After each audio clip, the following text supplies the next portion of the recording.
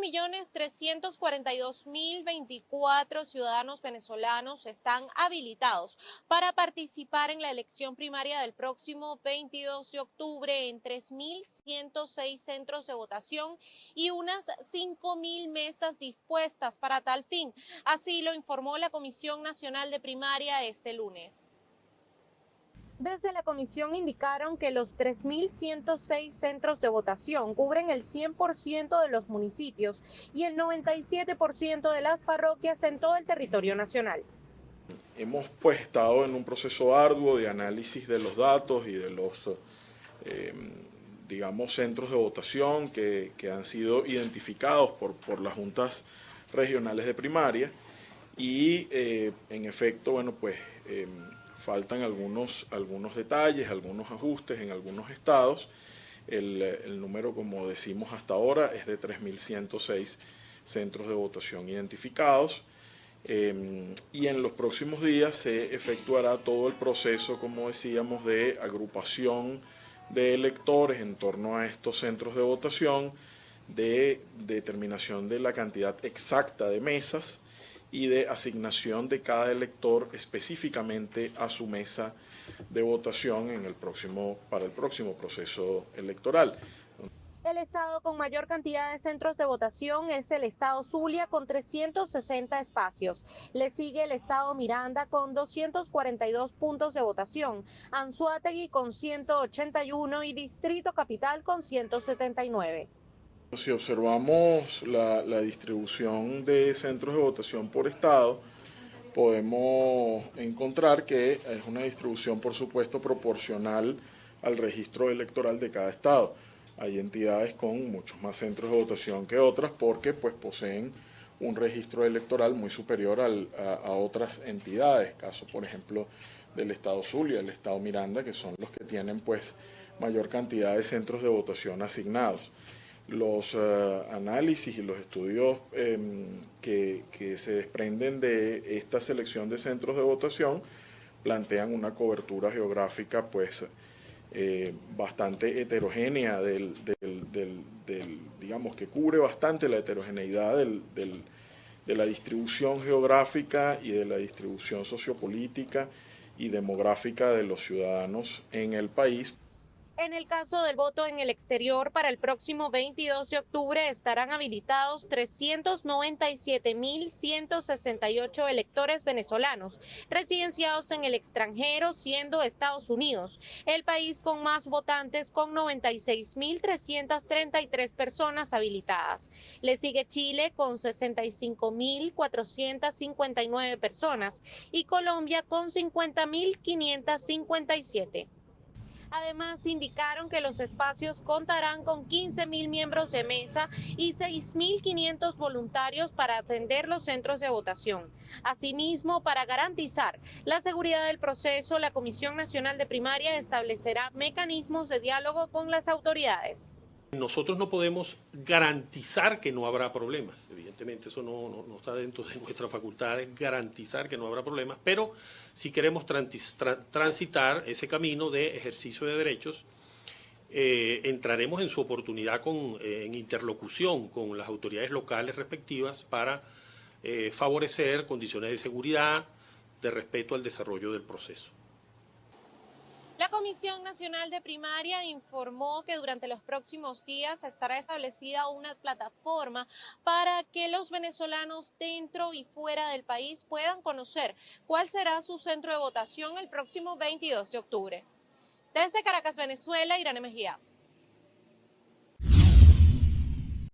La Asamblea Nacional electa en 2020 dio a conocer el listado oficial de los 153 nombres de los candidatos a rectores del Consejo Nacional Electoral. Entre ellos destacan militares, miembros del Partido Socialista Unido de Venezuela, diputados del Parlamento y funcionarios de la Administración Pública.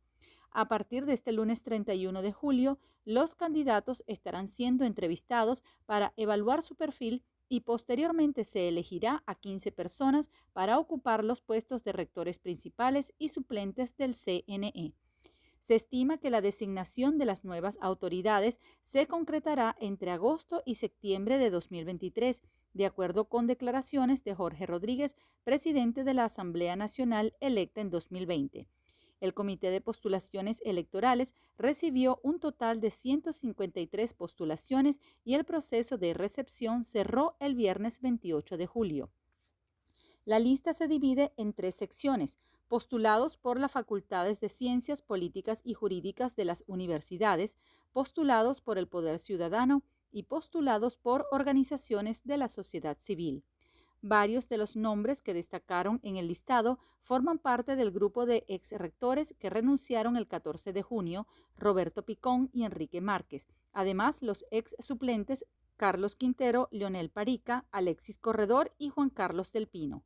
Entre las postulaciones también destacaron Luis Emilio Rondón, magistrado suplente de la Sala Político-Administrativa del Tribunal Supremo de Justicia y rector del CNE entre 2015 y 2020, así como Elvis Amoroso, Contralor General de la República, y César Trompis, actual embajador de Venezuela ante Bolivia.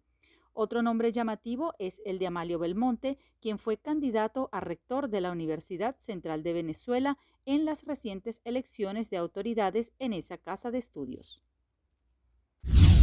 Autoridades de Miami y activistas exhortan a congresistas norteamericanos a discutir la ley de ajuste venezolano. El proyecto legal le brindaría estatus de residente a los venezolanos que hayan llegado a los Estados Unidos hasta el 31 de diciembre del año 2021.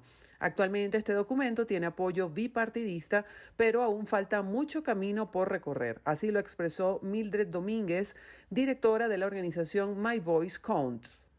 El proyecto de ley está ahorita en el Comité de Justicia. Después del Comité de Justicia tiene que ser referido a un subcomité de inmigración.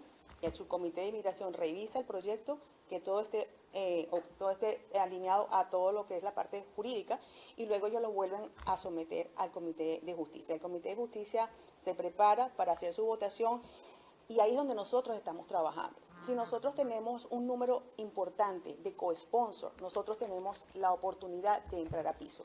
Porque para que un proyecto vaya a piso, tiene que tener una fuerza, porque si no, no va a ir.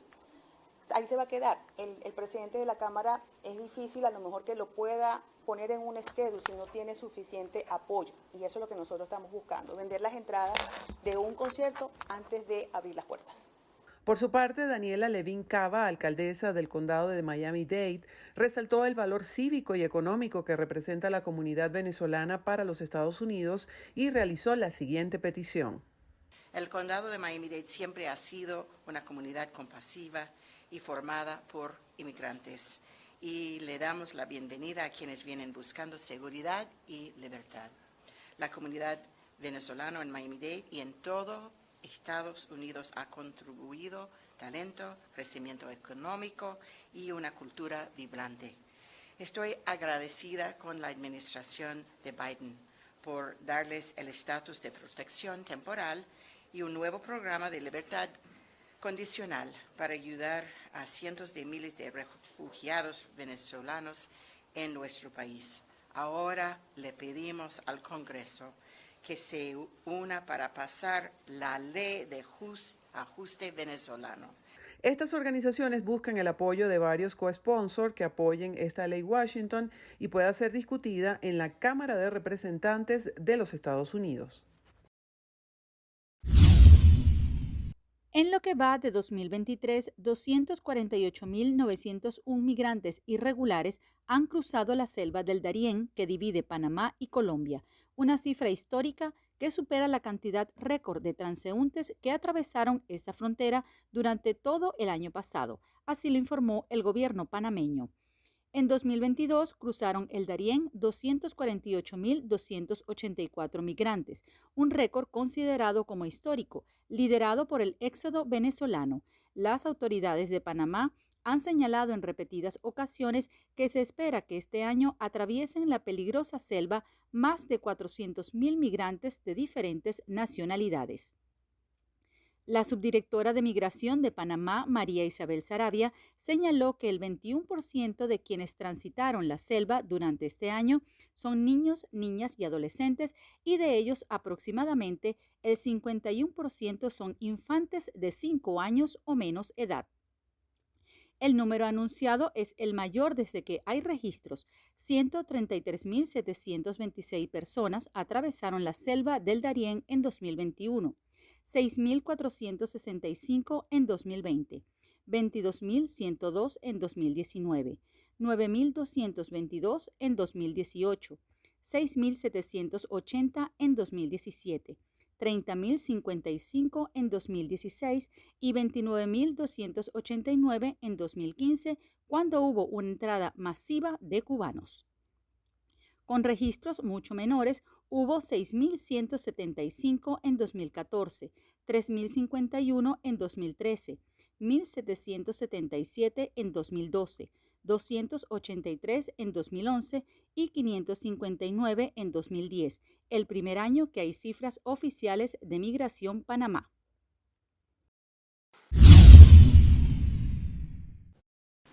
Celso Fantinel, presidente de la Confederación de Asociaciones de Productores Agropecuarios de Venezuela, indicó que este nuevo sistema de gestión integrada para la movilización animal y vegetal puede traer algunas complicaciones para pequeños y medianos agricultores que no tengan la infraestructura necesaria para inscribirse en el nuevo registro.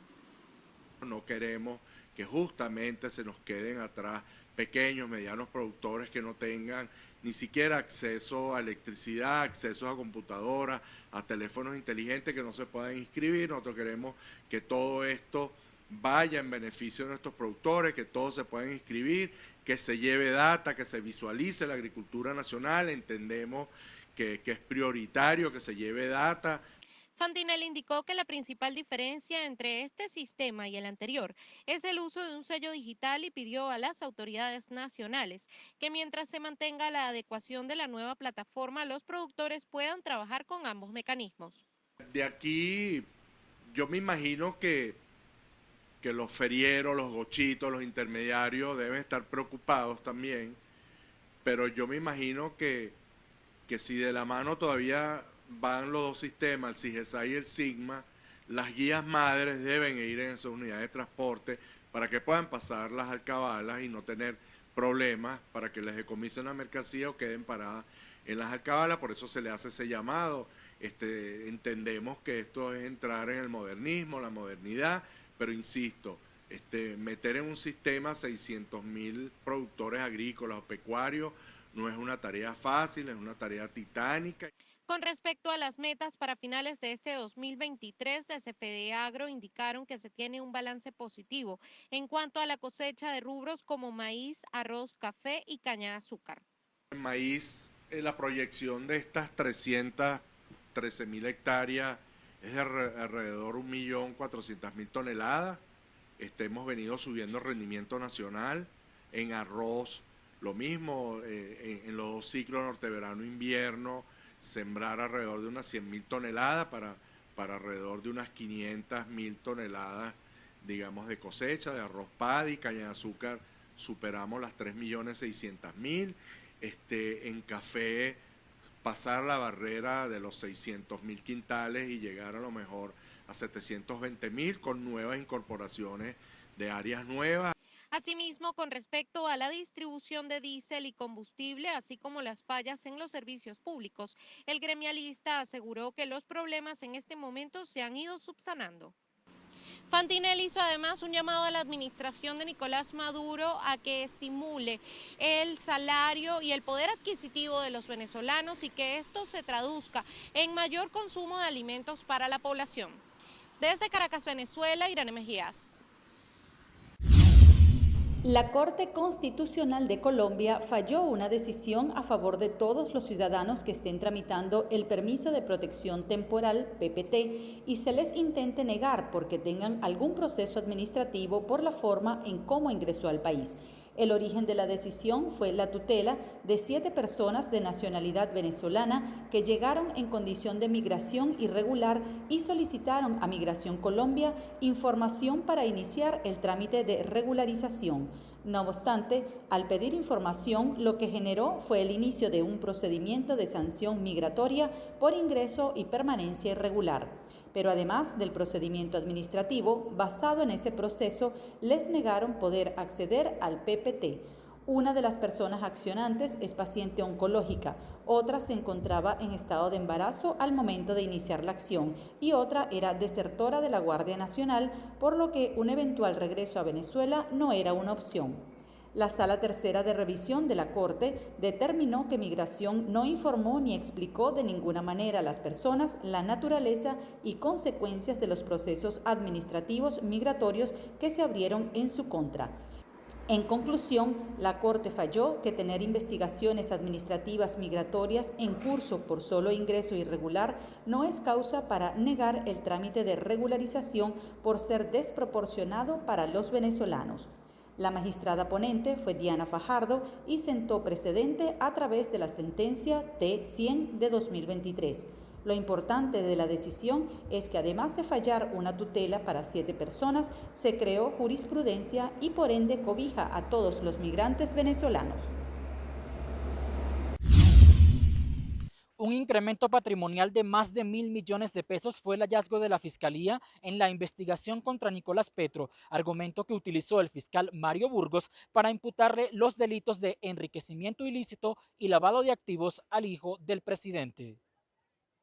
La Fiscalía aseguró que hubo ingreso clandestino de dinero con el que Nicolás Petro compró una mansión en el conjunto La Herradura por 1.700 millones de pesos, pero dio un adelanto de 699 millones, una casa en Tubará por 334 millones, un carro Mercedes-Benz por 200 millones y un lote en Villas de Palmarito. En medio de todo, aparece otro dato, el presunto ocultamiento de bienes a la Dirección de Impuestos y Aduanas, DIAN, porque el carro de lujo que adquirió aparece a nombre de otra persona.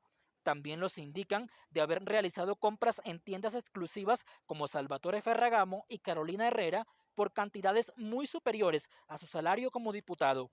Igualmente, aparecen pagos en efectivo por arriendos, uno de 23 millones por un apartamento en Balcones del Parque y otro de 38 millones por alquiler de otro apartamento en la Torre 3 de Altos de Buenavista, en Barranquilla, sumado al financiamiento del exnarcotraficante Samuel Santander López Sierra y Alfonso el Turco Ilzaca.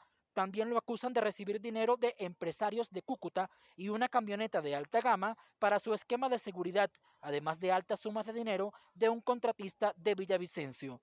Aday Vázquez, la ex esposa de Nicolás Petro, quien lo denunció, también la acusaron de lavado de activos porque, según la Fiscalía, administraba el dinero que le daban a Nicolás Petro y los trasladaban en vehículos desde Bogotá hacia Barranquilla. De acuerdo al fiscal, Nicolás Petro le instruyó a Aday Vázquez pagar en efectivo y a veces mover las tarjetas para no dejar rastros, mientras que el delito de violación de datos personales contra ella se debe a que la señalan de haber hackeado el celular de Laura Ojeda, la actual pareja de Nicolás Petro. Él y ella no aceptaron los cargos imputados por la Fiscalía. Mientras se desarrolle el proceso judicial y no haya una orden de suspensión, Nicolás Petro continuará recibiendo su salario. Entre tanto, en lo político, aunque se le despoje de su investidura, nadie podrá reemplazar su curul, debido a que él ocupa el cargo de diputado por el estatuto de la oposición, que establece que quien quede con la segunda mayor votación en una candidatura a la gobernación tendrá una curul en la Asamblea Departamental. En Bogotá, Miguel Cardosa, BPI TV.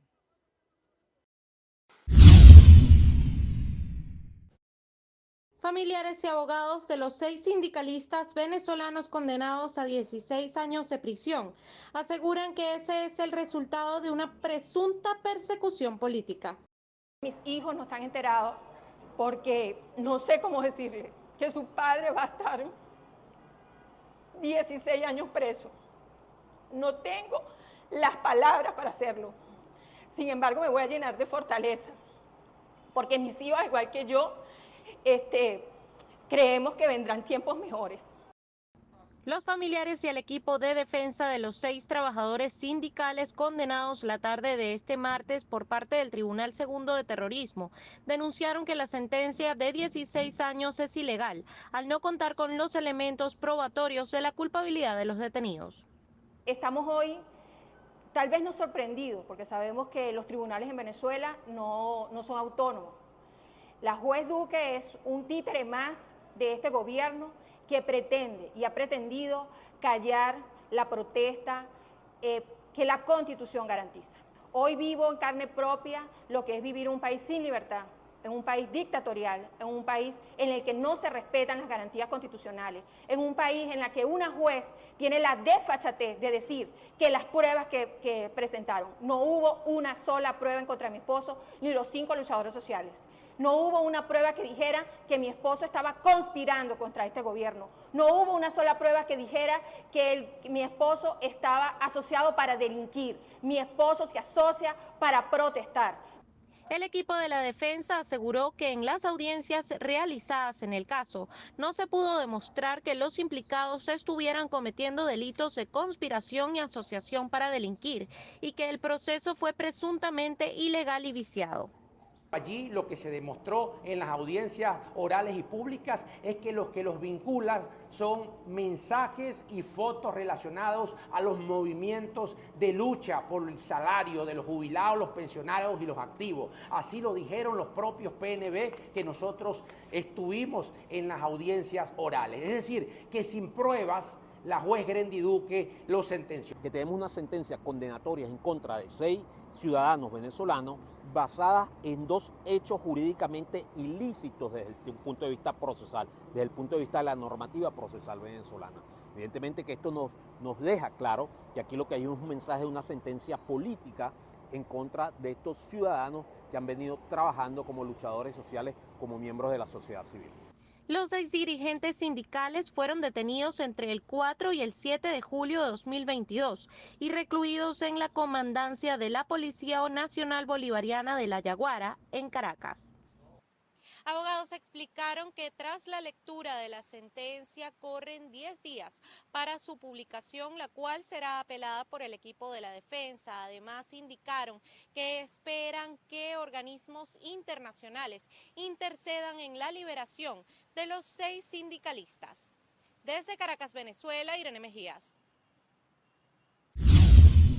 Sindicalistas y trabajadores sanitarios estarían siendo víctimas de presuntas jubilaciones arbitrarias, así lo denunció el Sindicato de Trabajadores de Hospitales y Clínicas de Caracas.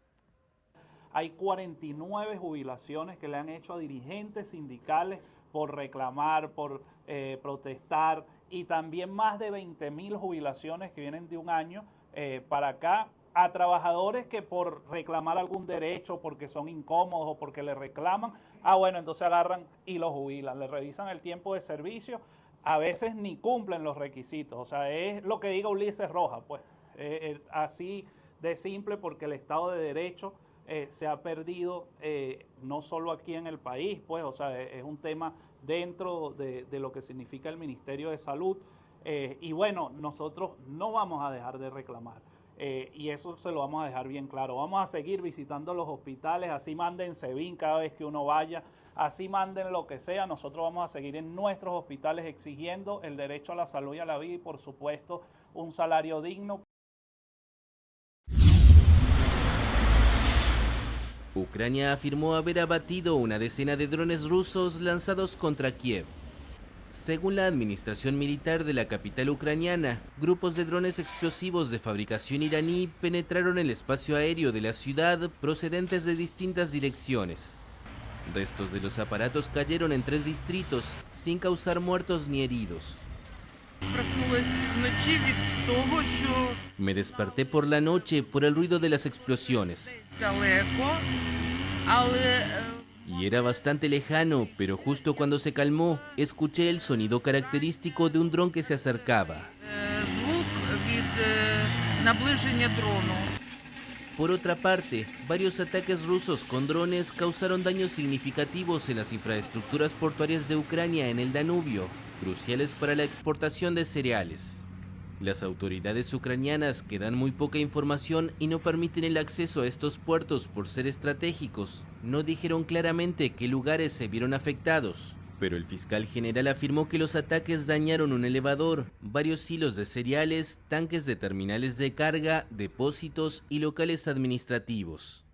Dos pequeños puertos fronterizos con Rumania en la región de Odesa se han convertido en la principal ruta de salida para los productos agrícolas ucranianos desde que Rusia puso fin en julio al acuerdo que permitía a Kiev exportar sus cereales pese a la guerra.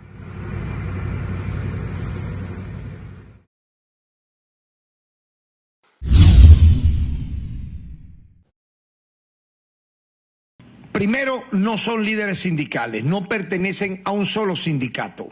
De hecho, en el juicio y durante el juicio, un solo sindicato salió en defensa de estas personas.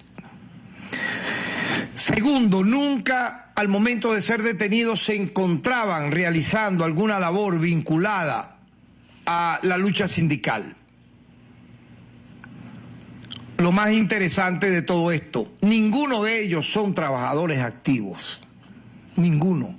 No aparecen registrados ante el Instituto Venezolano del Seguro Social como trabajadores adscritos a alguna empresa pública del Estado venezolano.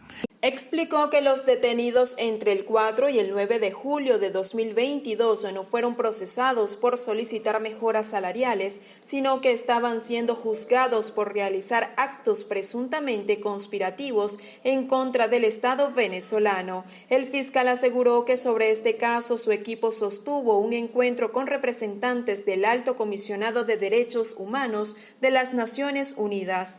Y debo decir que los representantes de Naciones Unidas quedaron satisfechos de la explicación que se les dio, donde se aclaraba en términos contundentes que estas personas nunca fueron procesadas ni estaban siendo investigadas por ser supuestamente líderes sindicales que estaban protestando, luchando por mejoras salariales. Saab aseguró que los sindicalistas pertenecían a una organización clandestina llamada Unidad de Residencia Popular. Asimismo, argumentó que a los 6 hombres se les incautaron evidencias de interés criminalístico que los vinculan al grupo subversivo. Los 6 dirigentes sindicales detenidos son Alcides Bracho, Gabriel Blanco, Reinaldo Cortés, Alonso Meléndez, Néstor Astudillo y Emilio Negrín, sentenciados a 16 años de prisión.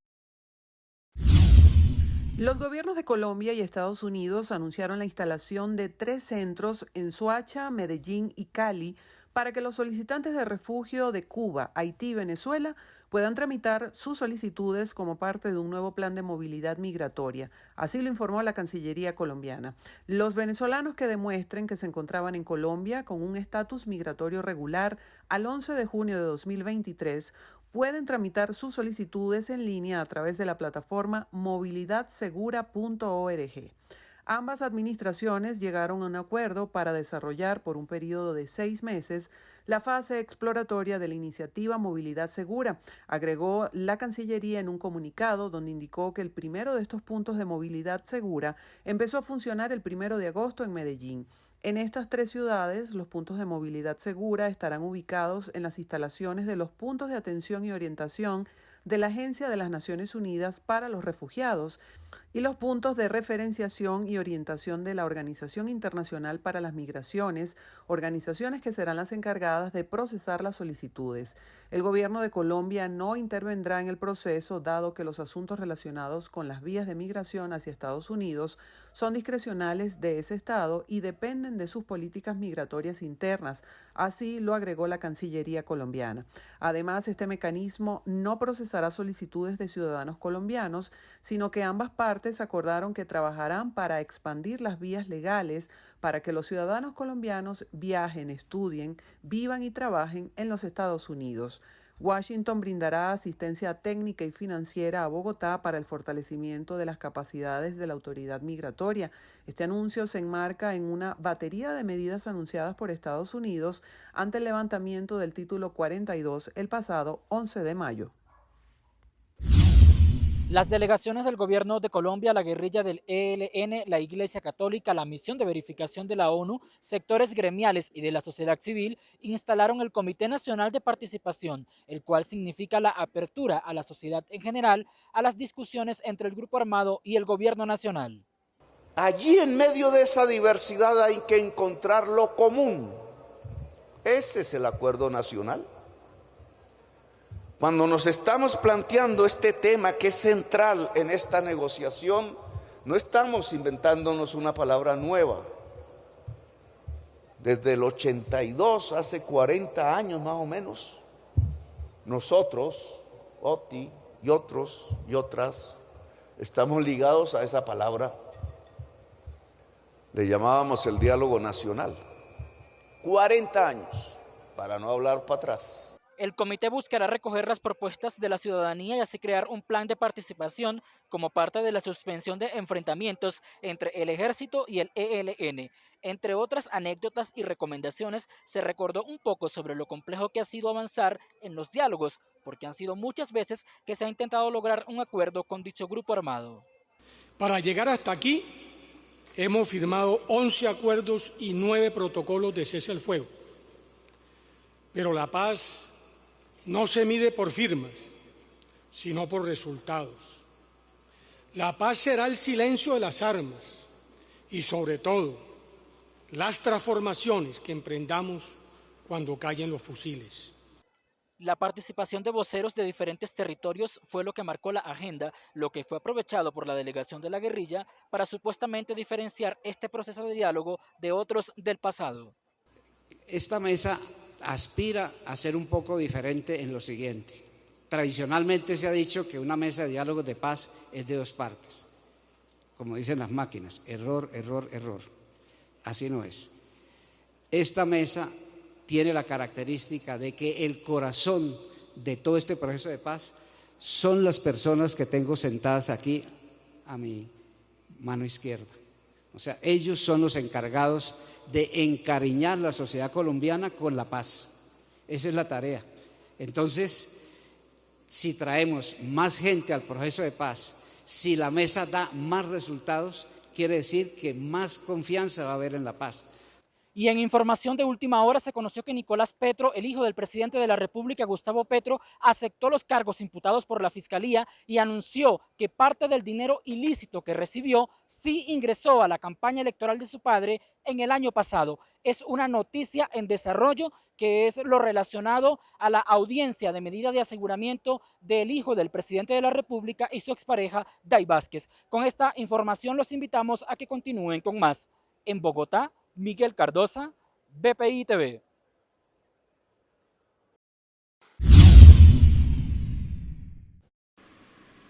Los 13 candidatos a la elección primaria firmaron este viernes un documento denominado Programa Mínimo de Gobierno de Unidad, Cambio y Reconstrucción Nacional, en el que además se comprometieron a trabajar por la población más vulnerable del país y la liberación de los presos políticos. Frente al caos del régimen, nosotros representamos el orden. Frente a la violencia, nosotros representamos el respeto a los derechos, el reencuentro y la tolerancia entre venezolanos. Ellos son la desunión y nosotros representamos el regreso a nuestros hijos, a nuestras casas. Ellos son el odio, nosotros somos el amor entre los venezolanos. Por eso tienen terror y por eso tenemos que cuidar a las primarias. Para nosotros es también muy claro que esto tiene que llevar por el camino de la paz, que no podemos llevar al pueblo a un proceso de incertidumbre donde nadie sabe hacia dónde vamos y que estamos en un camino electoral que tiene que lucharse y que tiene que además establecerse los mecanismos para que podamos tener condiciones electorales. Candidatos aseguraron que la firma además contribuye a sentar las bases de la unidad de cara al 22 de octubre y la elección presidencial de 2024 en temas trascendentales para el país. Hoy, después de un buen tiempo, los políticos le damos una buena noticia a Venezuela, y es que sí fuimos capaces de ponernos de acuerdo en cosas fundamentales de materia programática, que sí fuimos capaces de coincidir, que la Venezuela de la coincidencia es la Venezuela que tiene que venir. Yo creo que el gran mensaje que estamos hoy enviándole a Venezuela es que la dirigencia política, cuando pone por encima de todo a Venezuela, al pueblo venezolano, al niño que pasa hambre, al anciano que está solo, cuando ponemos por delante al país, la clase política venezolana es capaz de darle buenas noticias al pueblo venezolano. Lo que firmamos son unas líneas generales, a mí me parece positivo. Cada quien en estas semanas que vienen por delante irá esbozando qué es lo que cree. Nosotros hemos levantado la bandera En Venezuela hay que recuperar los salarios, hay que invertir en la educación pública, en la salud pública, es decir, hay que aumentar el gasto público, hay que utilizar la renta petrolera para diversificar nuestra economía. Al final se trata de que los venezolanos tengan una vida mejor. La Comisión Nacional de Primarias indicó además que este pacto surgió de la consulta a diversas organizaciones políticas y de la sociedad civil, las cuales se llevaron a cabo desde el mes de noviembre de 2022. Desde Caracas, Venezuela, Irene Mejías. Diversas han sido las reacciones después de la declaración de Nicolás Petro ante la Fiscalía, en la que aseguró que ingresaron dineros ilícitos a la campaña presidencial de su padre, Gustavo Petro, el año pasado. El presidente Gustavo Petro ya inició el camino para su defensa después que su hijo Nicolás Petro anunció que hubo ingreso irregular de dinero a su campaña. El mandatario designó al conjuez de la Corte Suprema de Justicia, Mauricio Pava, para que lo represente. Dijo que le duele la información sobre las presuntas irregularidades y niega tajantemente que haya tenido conocimiento de algún ilícito. El presidente de la República jamás ha solicitado a ninguno de sus hijos e hijas el delito, ni para ganar, ni para financiar campañas, ni para nada que tenga que ver con el poder. Mis hijos y mis hijas han sido libres. A pesar de que los procesos que se adelantarían en su contra están crudos, es de público conocimiento que el presidente tiene 4 denuncias en la Comisión de Investigación y Acusaciones de la Cámara de Representantes y otro proceso en el Consejo Nacional Electoral. En principio, por el audio donde el ex embajador Armando Benedetti habla de otros 15.000 millones de pesos que habrían ingresado a la campaña, pero ahora falta que la Fiscalía envíe el expediente con la declaración de su hijo al CNE. Solicitamos que, así como lo determina el artículo 329 y los siguientes de la Ley Quinta de 1992, se inicie el procedimiento constitucional que determine la responsabilidad jurídica y política del señor presidente de la República. Todas las pruebas que en estos momentos está entregando Nicolás Petro a la Fiscalía deben ser recopiladas por la Comisión de Investigación y Acusaciones para abrir un juicio especial. Aquellas declaraciones deben desarrollar investigaciones por parte del Consejo Nacional Electoral para evaluar si efectivamente estos dineros que habría recibido Nicolás Petro ingresaron a la campaña del entonces candidato presidencial y hoy presidente Gustavo Petro. En el mismo sentido, la Comisión de Acusaciones, que es la encargada de investigar a los presidentes, debe hacer lo propio y desarrollar estas investigaciones para tener claridad. Este escándalo, que sin duda afecta a la imagen del mandatario, se presenta justo cuando el próximo lunes 7 de agosto Gustavo Petro cumple su primer año en el poder. En Bogotá, Miguel Cardosa, BPI TV. Una Copa América de migrantes. El curioso certamen fue organizado por el Instituto del Deporte de Ciudad Juárez, en el norte de México, y contó con la participación de migrantes que viven en 2 albergues de la ciudad mientras esperan una cita para poder pedir asilo en Estados Unidos. 8 equipos participaron del torneo, representando a El Salvador, Guatemala, México, Perú, Colombia, Honduras, Cuba y Venezuela. Es una de tantas actividades que estamos buscando de integración entre la población migrante y la población local o migrante más añeja. Para varios de los migrantes varados en la ciudad fronteriza, el torneo fue una forma de distraerse en medio de la larga espera del permiso para poder continuar su viaje. Igual sale uno de la rutina y se distrae un poco la mente porque hay tanto encierro, tanto estrés de la siesta del Cipicón que uno no sale, entonces está muy bien algo de deporte. Sí. El torneo se saldó con la victoria de Venezuela, que venció en ronda de penales al equipo de Guatemala.